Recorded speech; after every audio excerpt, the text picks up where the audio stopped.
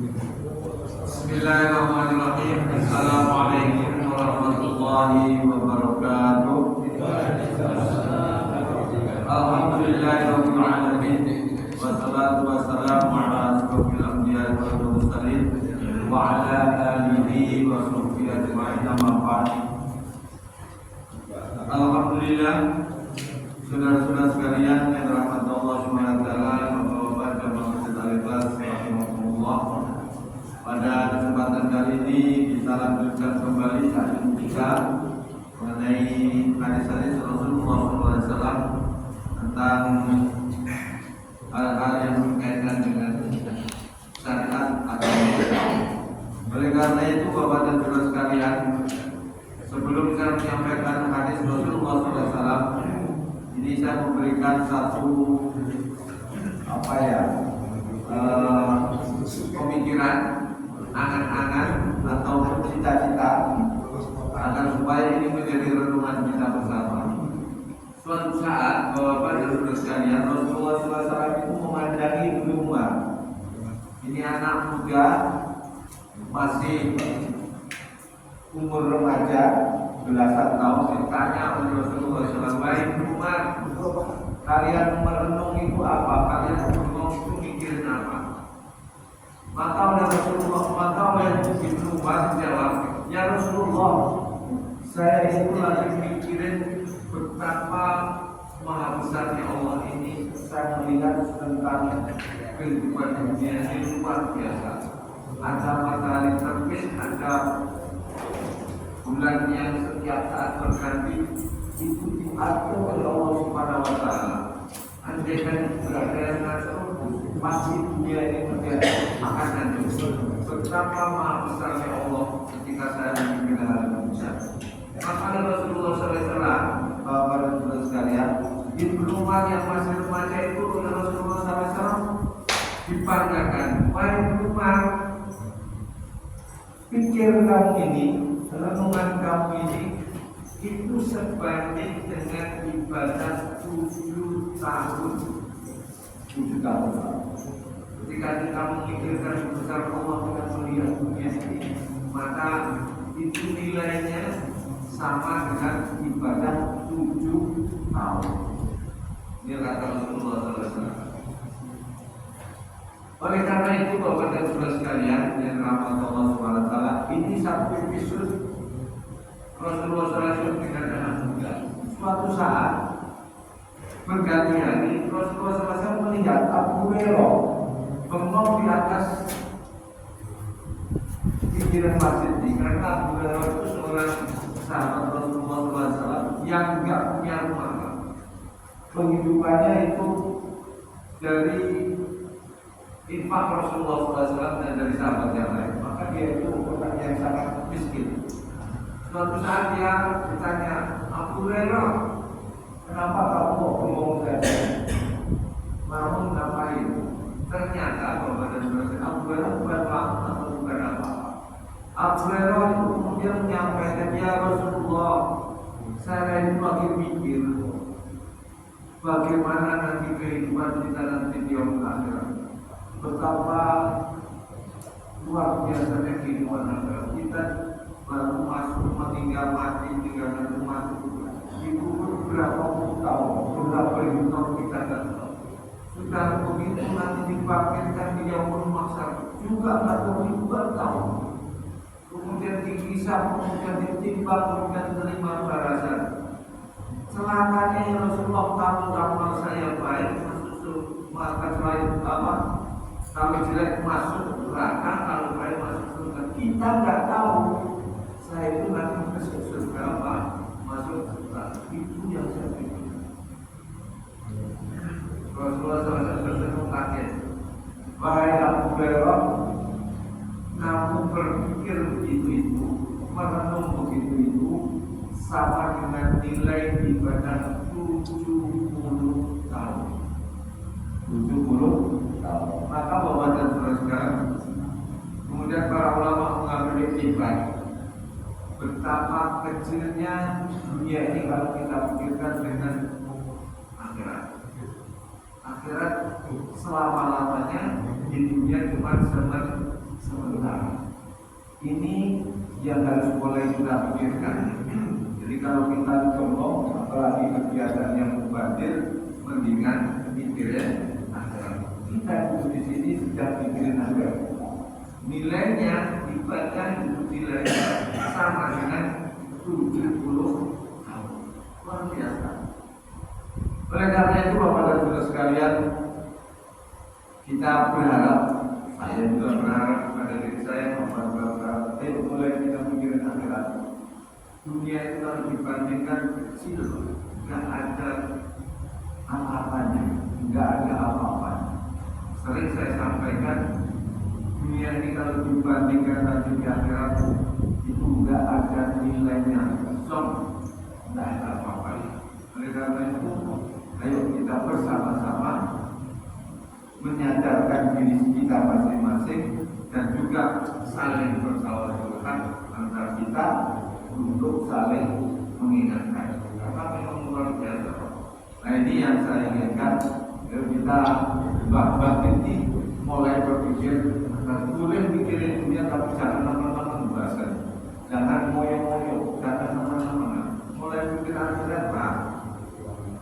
Karena Abu Hurairah yang notabene seorang sahabat Rasulullah SAW masih ragu, saya itu besok berapa masuk surga, apalagi kita dengar orang akhir zaman ini.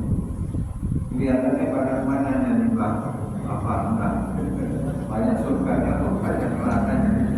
Dosanya dan keturunan, ibadahnya amburadul sudah.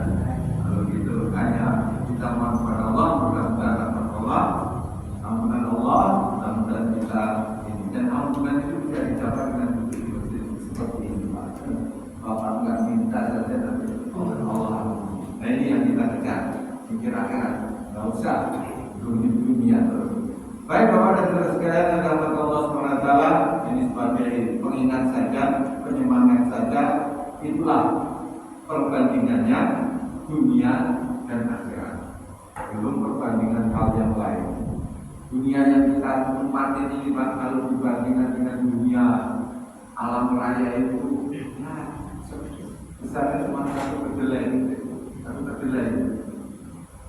Maupun dibikin satu kedelai itu kita mau orang satu miliar ngapain begitu? Kita pikir di akhirat itu rumah kita cuma tipe 21 ketika enggak masalah nanti kalau 13 itu tipenya nggak tanggung besarnya Pak itu 10 kali lipat dunia ini. Jadi nggak bukan hektaran lagi, jadi ingat dulu apa? Hadis dari Rasulullah itu pernah satu orang dikasih luasnya berapa? Luasnya satu dunia dan kali 10 kali. Bingung itu kita. Kalau kita punya salah bingung ya baru ada rasanya. 10 kali dunia gimana? Tapi itulah perbandingannya, bukan berarti perbandingannya itulah dunia itu ada nilainya dibandingkan dengan dan usia kita ya harus mulai seperti itu harusnya. Mudah-mudahan kita ditolong oleh Allah. Baik Bapak dan Saudara sekalian, kita lanjutkan kembali tentang hadis Rasulullah SAW, yaitu tentang hadis yang ke-8. Sekarang yang ke-8 Bapak dan Saudara sekalian. Kemarin kita sudah hadis yang ke-7 mengenai anti nasihat tentang agama yang belajar dengan penjelasannya sudah saya sampaikan. Kemudian kita menginjak hadis ke-8. Bismillahirrahmanirrahim. Al-Hadisus Samin, hadis yang ke-8. An Ibnu Umar radhiyallahu anhu, dari Ibnu Umar radhiyallahu anhu, anna Rasulullah sallallahu alaihi wasallam, sesungguhnya Rasulullah sallallahu alaihi wasallam qala, bersabda, umirtu an uqatilan nas, diperintahkan kepadaku untuk membunuh. Kalau bahasa terjemahan membunuh ini kan mengerikan. An uqatilun nasa, untuk saat berperang maksudnya gitu. Memerangi manusia hatta yashhadu, tadi saya jelaskan, hatta yashhadu, sehingga mereka itu bersaksi Allah ilaha illallah, bahwa sesungguhnya tiada Tuhan yang wajib disembah kecuali Allah, wa anna Muhammadar Rasulullah, dan sesungguhnya Muhammad itu adalah utusan Allah.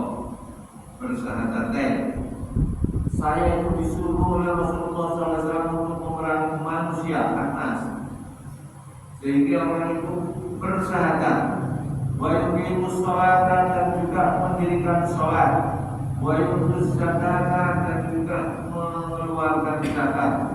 Wa idza fa'alu dzalik, apabila mereka sudah mengerjakan yang demikian, asamu minni dima'ahum wa amwaluhum, harta benda mereka dan juga darah mereka itu sudah terbebas dari saya. Artinya tidak berat. Illa bil haqqi, kecuali dengan yang hak yang benar. Bil haqqi Islam, kecuali dengan haknya Islam. Wa hisabuhum, dan perhitungannya ala Allahi, hanya semata-mata atas tanggungan Allah. Rawahul Bukhari dan Muslim. Ini diriwayatkan oleh Bukhari dan Muslim. Alhamdulillah, di Bapak dan Saudara sudah sampai dengan hadis yang ke-8. Hadis yang ke-8 ini diriwayatkan oleh Bukhari dan Muslim. Sebagaimana pelajaran hadis-hadis yang lalu, hadis yang ke-8 ini diriwayatkan oleh atau berasal dari seorang sahabat Ibnu Umar radhiyallahu anhu. Ibnu Umar ini adalah putra laki-laki dari Umar bin Khattab. Lahir, karena sering saya sampaikan dalam mengantar hadis, pengantaran itu minimal kita kenal sahabat yang menyampaikan kepada Imam Bukhari atau Muslim, urutannya kemarin. Dari sahabat tabi'in, tabi'in, baru kemudian riwayat hadis.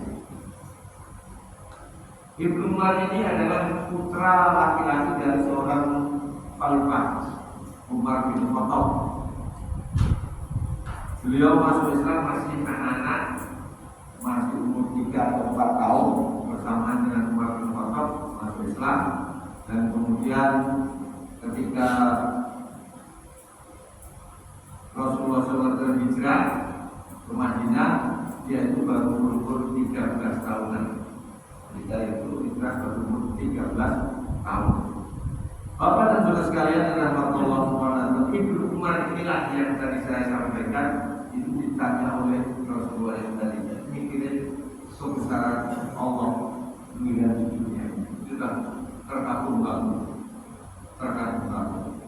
Nah, Ibnu Umar ini adalah seorang sahabat yang usianya sangat panjang, karena ketika Rasulullah wafat, beliau ini baru umur sekitar 15 atau berapa? Ya sekitar, kalau Rasulullah SAW dia baru umur 20-an lah, masih umur 20 tahunan. Karena lahir itu 10 tahun sebelum hijrah. Hijrahnya Rasulullah 10 tahun, hijrah terus sekitar itu. Kemudian meninggal itu 10 tahun, kemudian dia sekitar 20 tahunan. Ketika Rasulullah meninggal, dia pun pemuda yang.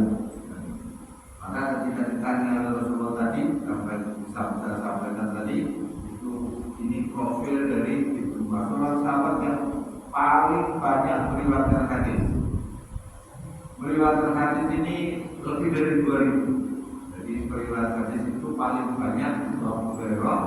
Kemudian salah satunya itu adalah kalau Abu Hurairah itu sampai dengan 5.000 sekian, kalau Ibnu Umar itu sekitar 2.600 sekian. Jadi sumber paling banyak. Maka sering kita jumpai Ibnu Umar, Ibnu Umar. Hadis Rasulullah SAW itu banyak mengambil para perawi hadis, mengambil dari Ibnu Umar radhiyallahu anhu. Bapak dan saudara sekalian yang rahmat Allah Subhanahu wa taala, kalau dilihat dari arti matan hadis, terkadang kita kalau salah memahami mengerikan. Maka ada sebagian saudara-saudara kita yang memahami secara salah hadis semacam ini, maka hal itu yang terjadi adalah kekerasan. Mengerikan. Coba bayangkan saja, Rasulullah SAW memerintahkan kepada Ibnu Umar yang ketika itu sekitar umur remaja, diperintahkan karena Rasulullah kan meninggal beliau umur 22 tahun dan itu ini disampaikan atau didengar oleh Rasulullah oleh Ibnu Umar ketika masih umur belasan tahun remaja. Ketika itu diperintahkan umirtu, aku diperintah aku bilang nas untuk membunuh atau memerangi manusia. Kalau kami membunuh manusia kata yasnada nasnadu alla ilaha orang yang tidak bersandar itu. Hal ini salah dibagi mengerikan. Kalau iya itu sabda Rasulullah pengertian yang begitu, tentunya hal ini harus dilihat dari pemahaman-pemahaman yang diajarkan oleh para ulama. Kalau enggak pahaman kita, pokoknya melihat terjemahan, ini nih hadis yang mendasari bahwa membunuh orang-orang musyrik, orang-orang yang mensekutukan Allah, orang-orang ini hadis yang sokan harus dibunuh. Kan dari bom China itu lebih. Akhirnya dipahami bahwa sekalian. Contoh yang harus dipahami, tentunya pengertian ini tidak demikian. Dari mana Mas Syaifuddin tahu kok itu tidak seperti yang terpahami di hadis ini? Oleh kita dipahami, umuran jelas di situ umur tuan itu. Nah ini dipahami Bapak dan Saudara sekalian dari teks-teks matan hadis yang berbahasa Arab. Ini awalnya harus dipahami itu. Apa itu teksnya itu Bapak dan Saudara? Umirtu an uqatilun nas. Aku disuruh memerangi atau membunuh manusia. Sekarang pertanyaannya, apa manusia ini setiap namanya manusia yang muslim atau yang kafir yang tidak mau itu, atau manusia yang seperti apa yang harus itu? Pertanyaannya. Karena Bapak dan Saudara sekalian, kalau dilihat dari dalil yang lain, baik berdasarkan aturan Muhammad dan yang lain, ternyata Bapak dan Saudara, Anas, sebutan nas, lafaz nas, lafaznya dulu. Anas itu maknanya artinya manusia. Ternyata manusia itu terbagi dari berbagai. Terkadang makna yang tertulis Anas yang banyak dalam Al-Quran itu terkadang cuma sebagian kecil. Kadang-kadang Anas itu sebagian kecil, bukan seluruh manusia. Contoh, bisa saya catat tadi. Pengertian ini saya tulis enggak, jadi supaya pemahamannya itu jelas. Saya khawatir berarti kalau enggak di. Jadi pemahaman hadis ini, hadis Ibnu Umar, hadis ke-8,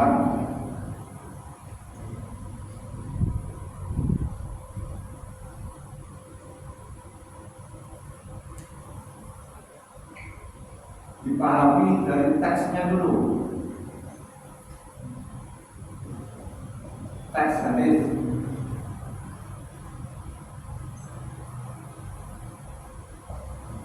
pertama yang dipahami makna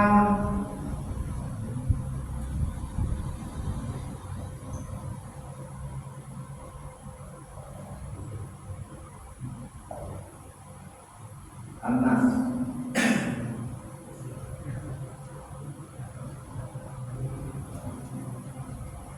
Terkadang manusia seluruhnya, terkadang mempunyai makna manusia sebagian besar. Ada yang memberi makna manusia sebagian kecil.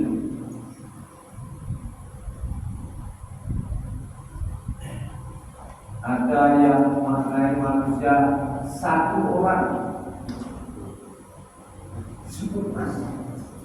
Ini pengertian-pengertian seperti itulah kira-kira yang harus kita pahami. Jalannya mana Pak? Ada di dalam Al-Quran juga ada. Seperti ketika ada cerita dulu Bapak dan Ibu sekalian,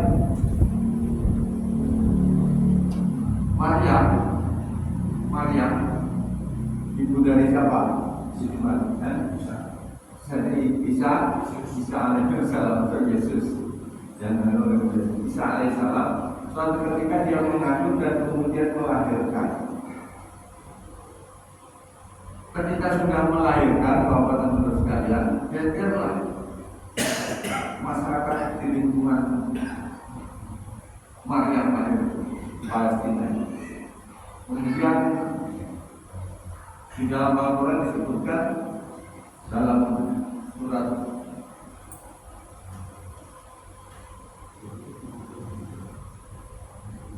Al-Imran ayat 46 ya, Al-Imran 46 disanakan banyak. Maka di dalam Al-Quran itu tentunya yang nanya kan bukan seluruh dunia. Kalau nasib seluruhnya, makanya itu kan sebagian yang tahu peristiwa yang melingkupi kita. Dan kalau bahasa kita paling tetangga dengan satu RT bahasa kita gitu. Jadi nasib itu manusia ternyata pengertiannya cuma sebagian besar, bukan sebagian kecil. Maka dalam Al-Quran disebut wa yukallimun nas bil mahdi wa kahla minas sholihin. Dan berkatalah manusia, kira-kira manusia seluruhnya atau manusia yang tahu situasi yang melahirkan putranya dan ada bapaknya. Tentunya ya mereka membicarakannya. Yang dibicarakan anak yang masih kecil, yang masih dalam buaya, ketahuilah itu nanti akan menjadi seorang yang soleh, menjadi seorang tapi dewasanya, bahkan nanti dewasanya akan menjadi anak yang soleh. Ketika dipertanyakan bapaknya ini mana, maka memperbincangkan. Kira-kira memperbincangkan itu kalau memperbincangkan ada pasti orang. Nah itulah maka makna-makna seperti ini yang mana seorang ada seperti bapak sudah apa betul wa'alam nasi wa'atin bin nasi hijul baita wa'atin bin nas serulah manusia untuk haji. Manusia itu seru semuanya apa seru yang disebutkan orang-orang yang beriman saja. Kira-kira menurut Pak Muhammad yang beriman apa yang termasuk orang Buddha juga diseru? Tentunya orang-orang yang beriman sebagian paling besar masuk orang yang beriman diseru untuk haji. Wa'adin finnas. Ada yang cuma seorang, banyak satuan nasa. Dan orang-orang ini iri pada manusia. Banyak satuan nasa, ini kita menyebutkan amyak satuan nasa agama atau Allah min fadli. Apakah orang-orang manusia, banyak orang manusia itu iri kepada seorang manusia yang diberi oleh Allah Subhanahu wa taala keutamaan. Nas. Ini yang dimaksud adalah nas itu adalah Nabi Muhammad. Jadi makna-makna inilah maka pengertiannya merujuk pada asbabul wurud. Cerita tentang asbabul wurudnya.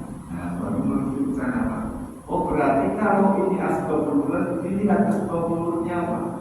Makanya saya dijelaskan oleh para dalam ilmu hadis bahwa asbabul wurud hadis ini atau ketika yang berikut Rasulullah SAW sedang berperang dengan kafir Quraisy, kaum musyrikin Quraisy. Maka si anak muda tadi ketika sudah itu nanti baca kita. Pokoknya kalau nanti orang-orang kafir Quraisy kemudian kamu bunuh itu.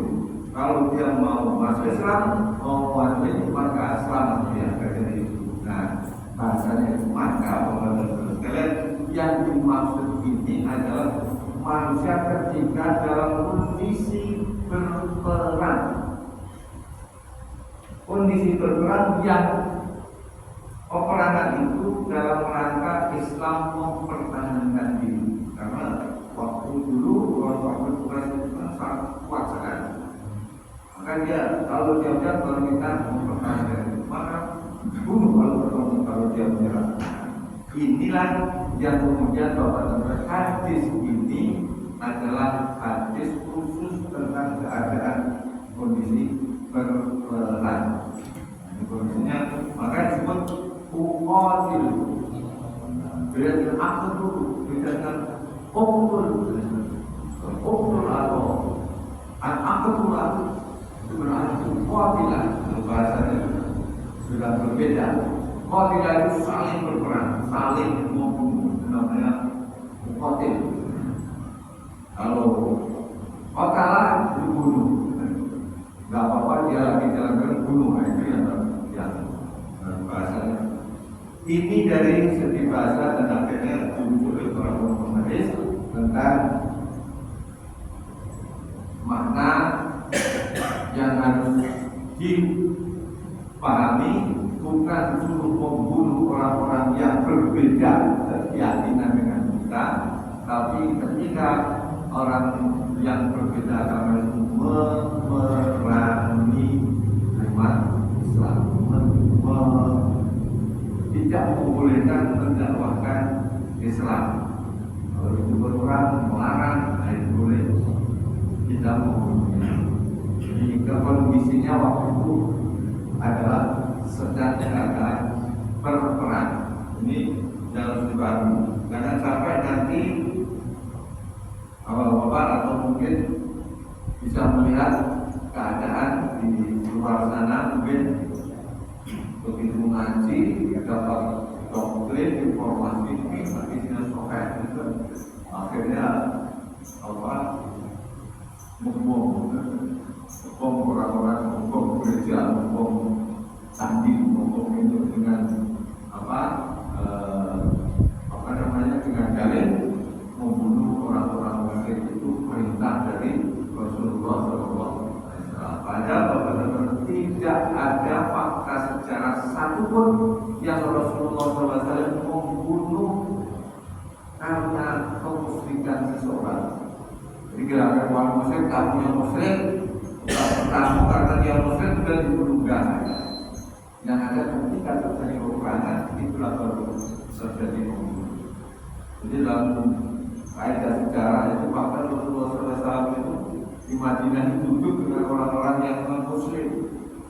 Di sana ada Yahudi, ada Nasrani, ada orang yang tak beriman, orang yang kafir, banyak bermain bisa hidup bersama-sama. Itu Rasulullah. Jadi Rasulullah itu tidak pernah membunuh karena kemusyrikan seseorang atau tidak mempunyai agama dan membunuh tidak pernah. Itu fakta sejarahnya dia.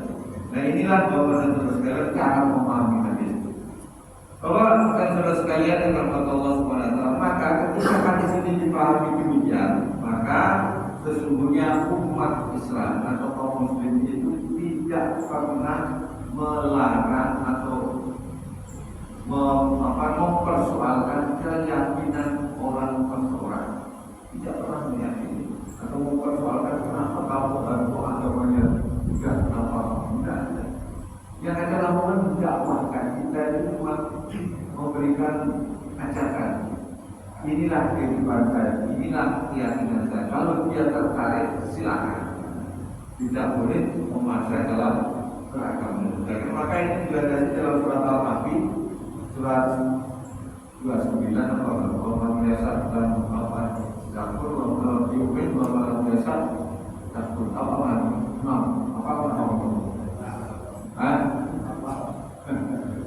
dalam surat Al-Kahfi itu ada itu barang siapa yang silakan, yang kafir juga silakan.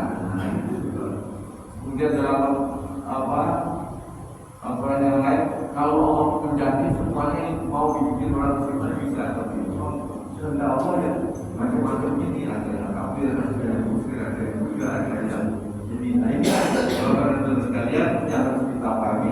Jadi hadis ini bukan untuk membunuh karena perbedaan keyakinan, tapi justru ini adalah ketika dalam keadaan berperang. Baik Bapak dan Saudara sekalian, kapan ketika itu sudah tidak ada peperangan, Kalau dia terjadi peperangan, ketika dia kemudian masuk Islam, ketika terjadi peperangan ini, orang itu masuk Islam, maka darahnya tidak boleh disumpahkan, harta bendanya tidak boleh dirampas. Apakah itu masuk Islamnya karena takut atau karena terpaksa? Itu bukan urusan Nabi Muhammad, bukan urusan kita, itu urusannya dengan Allah Subhanahu wa Ta'ala. Maka sebutnya dalam ayat wa hisabuhu 'ala Allah. Benar enggak itu tadi? Itu adalah semata-mata hanya haknya Allah. Wa 'ala hisabuhu wa hisabuhu 'ala Allah. Apakah itu tadi karena masuk Islamnya karena terpaksa, karena takut dimati dibunuh atau bagaimana? Asal dia sudah bersahadat, itu tidak boleh dibunuh. Maka tidak boleh. Ada suatu kisah kepada saudara sekalian yang Allah Subhanahu wa Ta'ala, kejadian yang tidak disengaja.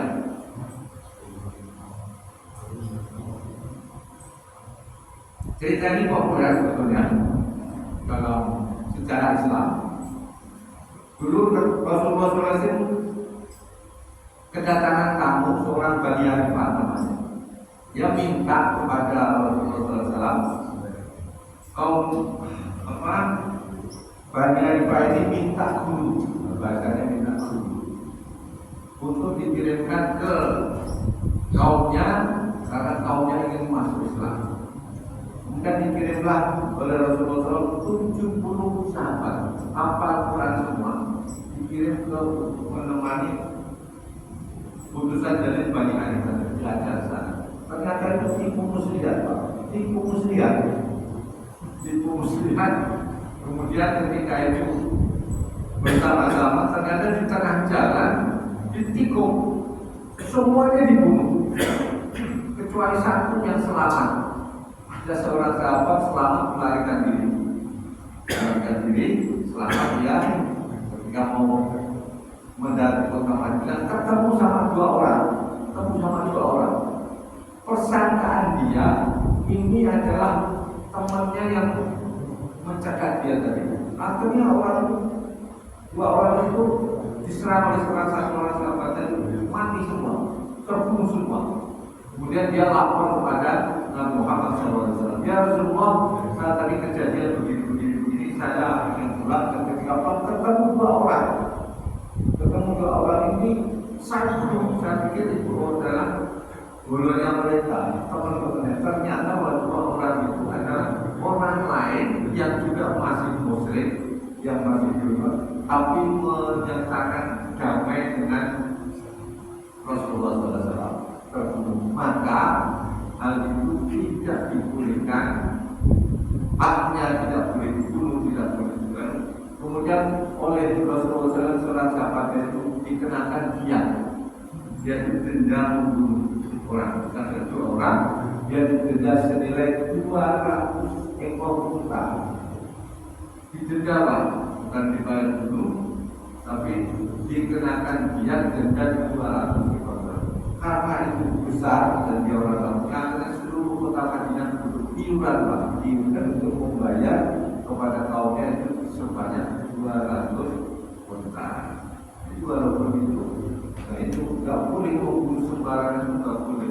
Baik yang non-muslim dalam keadaan damai itu tidak boleh. Kalau membunuh hukumannya sama, pisau. Kalau misalnya sesama muslim bunuh, kalau non-muslim itu dikenakan denda, dianya juga besar. Denda dari pembunuhan itu besar sekali, sangat besar sekali. Jadi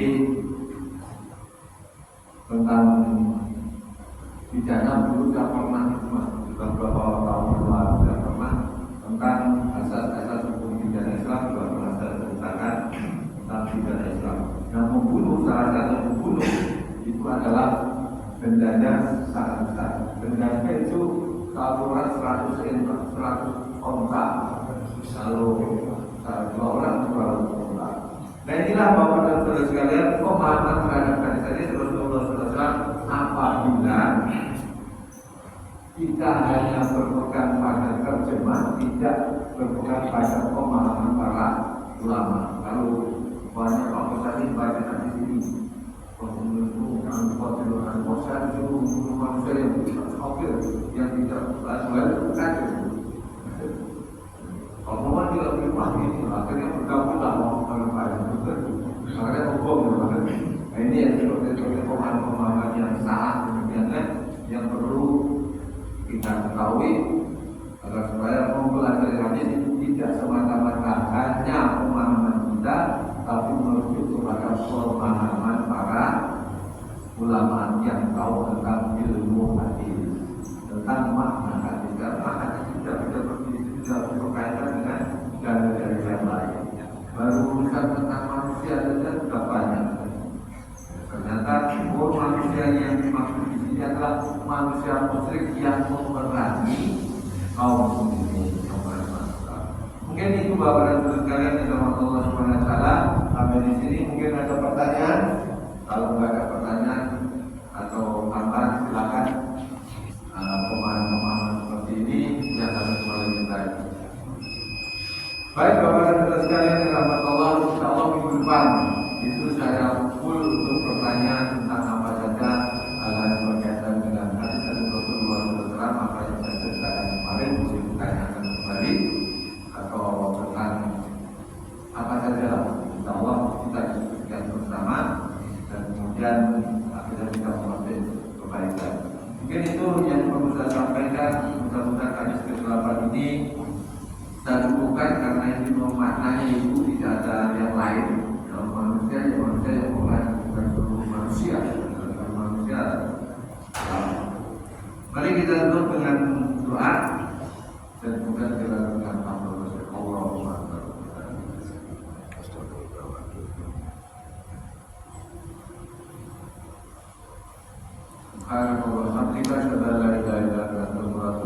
Assalamualaikum warahmatullahi wabarakatuh.